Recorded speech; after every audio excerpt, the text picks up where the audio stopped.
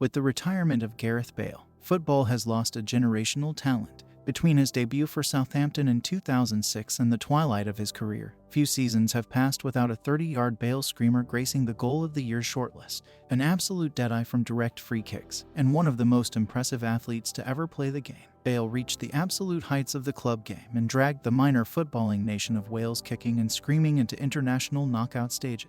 No fans will miss Gareth Bale quite like the Welsh. His face is plastered on buildings around the country. His shirts fill shop windows, and his goals for the Dragons have left lasting memories of absolute footballing euphoria. Emma O'Hid, a Welsh folk song and recent footballing anthem, translates to "Still Here." And though Gareth Bale's time as a Dragon is through, the memory of this absolute baller for club and country will be passed down through generations of football fans, Welsh or not. Let's take a look at the career of Gareth Bale and the strange events that led to his early retirement at just 33 years old. Bale was born in Cardiff in 1989. A small, shy schoolboy, he took his local and school teams by surprise. When at 7 years old, he played with the maturity and skill of a footballer twice his age. A member of the Cardiff Civil Service Football Club, he was first scouted by the English club Southampton at 9, when he was embarrassing the other players in a six-a-side tournament. Despite having crazy skills for his age, Bale was said to be quiet and respectful, simply enjoying the game. A sad contrast with how Bale ended his time in the top flight. But we'll get back to that later. A student at Whitchurch High School, Bale excelled in every sport. At just 14 years old, he could already run 100 meters in 11 seconds, and PE teachers soon realized that special rules would have to be made to stop Bale from simply getting bored playing with the other students. One touch only and a ban on his left foot forced Bale to improve his fundamentals and no doubt impacted the way he developed his talent. Over his time at Whitchurch, it is said that he only missed a single game. He wrote apologetically to the coach, telling him that he had a conflicting game with Southampton in the FA Youth Cup final alongside future Premier League stars Theo Walcott and Adam Lallana.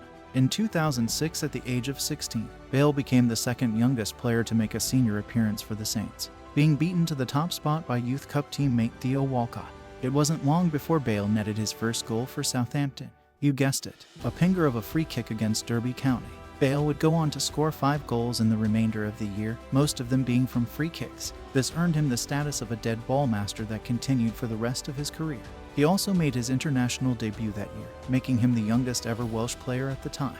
This must have been absolutely massive for the young Bale, getting to play alongside his now rather controversial Welsh hero Ryan Giggs. Bale won BBC Wales Young Sports Person of the Year for his contributions to the Welsh team and his impressive start at Southampton.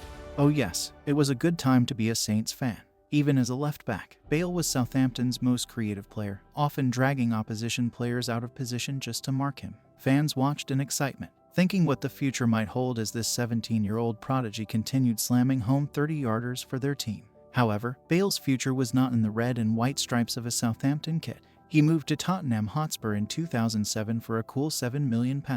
Despite scoring yet another dead ball screamer for Spurs against bitter London rivals Arsenal early in his time at the club, Bale's start as a Spurs man was a total disaster on paper. Racked with injuries and struggling to get a place on the team sheet, Bale didn't make a start in a winning game for Spurs until 2010. Imagine a young player doing that in today's rabid social media era. They'd be labeled a flop and kicked to the curb in no time at all. But Bale didn't let that stop him from reaching his goal. A spot at left back opened up for him due to an injury.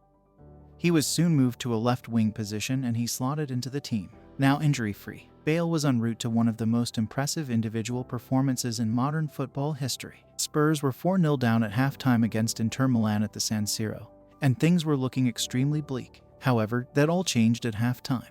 Unwilling to lay down and die, Gareth Bale started making driving 90-yard runs, pulling back 1, 2, 3 goals for Spurs. Spurs may have lost the game, but Bale had entered the international spotlight, absolutely rinsing Milan's right back, Maicon, in the process. In 2013, after 6 seasons and 55 goals, many of which are considered some of the club's most impressive, Bale left Spurs for Real Madrid, becoming the club's number 11 and a world record transfer.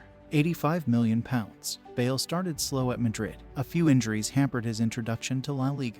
Gradually working his way into the side, Bale started the El Clasico against Barcelona, but Madrid found themselves losing the tie 2-1. Bale was substituted in the 61st minute, and the first media and fan criticism began to be leveled toward the Welshman. However, before long, Bale was back to scoring and winning ways, with the Spanish press titling him the Cannon. This may have been the last good words that the Spanish press had to say about Bale.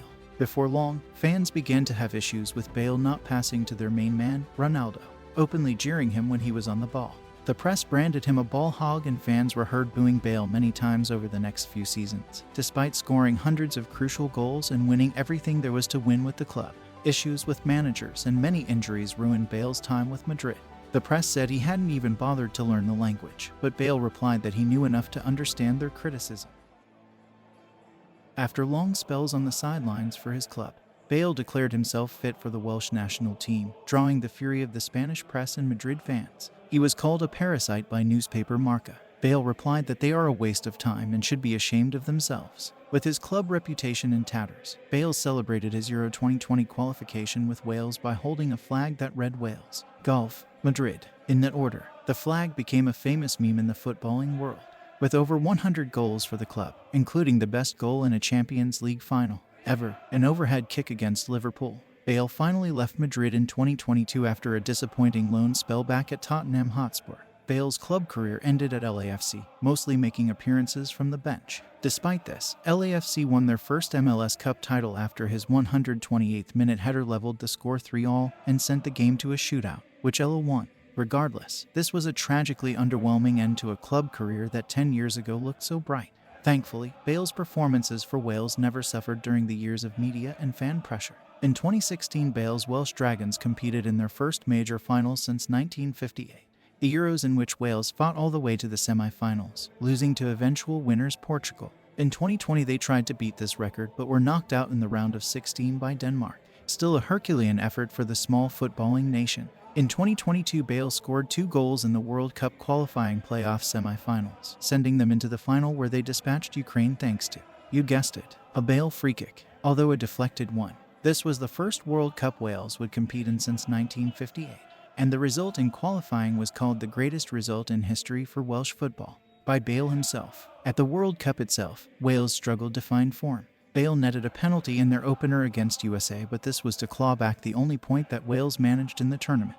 Despite this fruitless last dance for Bale and the Welsh side, the performance of Welsh fans in the tournament will stick with viewers from around the world, after they gave tearful renditions of Mo Hid before every match. Although this Welsh dragon has roared his last, Gareth Bale will go down as the finest footballer in Welsh history, putting the small nation on the map and inspiring a new generation of young dragons to cloak themselves in red, white, and green and take on the world.